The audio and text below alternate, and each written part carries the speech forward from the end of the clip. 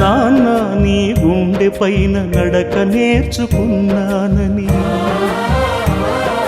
నీ చూపుడు వేలితో లోకాన్నే చూశానని, నాన్నను పూజిస్తే ఆది దేవుని కది అందునని,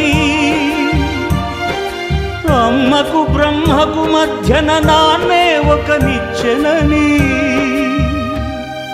తెలియనైతి తండ్రి, ఎరుగనైతి నాన్న. నాన్నంటే నడిచే దేవాలయమని మరచితిని, ఆత్మజ్యోతి చేతుల ఆపివేసుకుంటిని. మరచిపోయి కూడా నన్ను మన్నించొద్దమ్మా,